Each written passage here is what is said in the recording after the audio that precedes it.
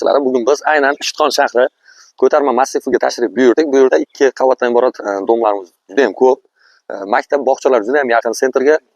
Uzoqqa borsa bir 5 minutlik yo'l. Hozir 14-15 chiqib ketgan, muammo bo'lmaydi. Xo'p, bozorlarimiz ham yaqin. Xususiy bog'cha bor mana bu yerda. Eng trendli bog'chalardan bittasi. Hozirda mana do'konlar bor, ishlab turgan kafelar, xullas qalin bir so'z bilan aytganda juda ham qulay lokasiyada joylashgan. Umumiy 2 xonadan iborat xonadonimizni video obzorimizni e'tiboringizga havola qilamiz va juda ham kredit kam qolgan. Umuman deyarli agar puliga surishmasalaringiz, balkim endi o'sha aytilgan summani to'liq ravishda bersalaringiz, balkim endi gaplashishga bog'liq. O'sha aytilgan summani ichida kreditini ham yopib berish ehtimoli bor. Lekin kelishlar beramiz deyishyapti. O'shaning uchun kredit juda ham kam qolganining evaziga men taklif bildirdim. Agar o'ylab ko'ramiz dedi. O'sha pulini hammasini o'psha birdan to'laymiz desanglar, uyda birdan nomlaringizga o'tkazib beradi kreditini yopib. Ko'rib turganingizdek, 2 qavatdan iborat 2-etajda joylashgan. Umumiy 2 xonadan iborat, tashqi 3 xona qilib yuborishgan. O'zbekistonlik bu yoqni tushunasizlar. Bir xonani ham 3 xona qilib beradi. O'zbekistonda shunaqangi sharoitga ega. Ideal va Xitoyliklar deydi. Lekin biz Xitoyliklar o'zi asli bizga o'rganib ketishgan.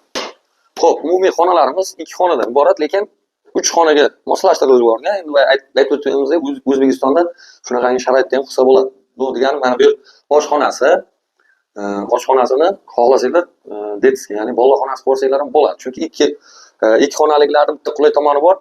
Kirish o'sha koridori, ya'ni perxoshka deyiladi. O'shani kattalik evaziga mana bu yerda to'sib, bu yerda bitta endi boya mebel jihoz, pasoda moykalarda joylashtirib olsa bo'ladi. Chaqirib. Mana bu mehmonxonasi. Ko'rib turganingizdek, mehmonxona endi bu mebel jihozlar olib chiqib ketiladi. Gilamlar bilmam, balkim gilamlari, pardalar qolishi mumkin. Tashqariga romlenga. Gazlari yaxshi, bu yerda ham juda ham ko'p uylar sotilgan, biz tomonimizdan yoki bo'lmasam eshitganmiz ham, bu ko'shkga qaragan bitta xonasi ekan. Bu yotoqxona qilsa, har kisini mehmonxona, bolalar xonasi alohida. O'rtadan o'sha bitta yaxshi bittani olib kelasiz, mebelchini. O'zlar joylashtirib yuboradi. Pasoda moykalaringizni. Mana bu yerda dushoy kabinasi bor ekan, mana bu yerda endi dushoy kabinasi ham yaxshi holatda jangda. Rasvoq tashlanmagan. Takrordan ishlatilgan joy. Xonadon egalari ham juda ham yaxshi, samimiy insonlar, o'zimizga nima deydi, yaqin insonlar, tanish insonlarligi uchun tavsiya qilyapmiz. Umumiy bahosi 330 million pul deyishyapti. Endi 330 million aytiladigan summa. Buni xonadon egalari ham aytayapti, 330 million bu aytiladigan summamiz, uni kelishtirib beramiz deyishyapti. Endi dollarga chaqsa u 27 shu atroflarda bo'ladi, to'g'rimi? 27, 26 yarim bo'ladi, balki 27 bo'ladi.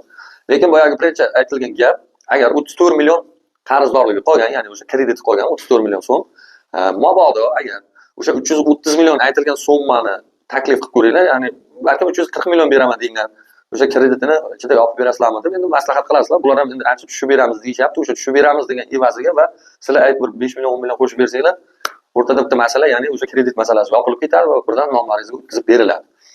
Krediti juda ham kam qolgan ekan. Bu yerda hamma domni bilaman, sotiladiganlar o'zi 100 milliondan ziyod krediti bor hali. Lokatsiyasini yana bir marta tushuntirib o'taman, ya'ni Ishtixon shahri ko'tarma massifi, ya'ni o'sha 7 etajga Ishtixon City'ga yetmasdan chapga qarab burilish va birinchi dom, 3-podez va 2-etajdagi 2 xonali kvartira sizni kutmoqda.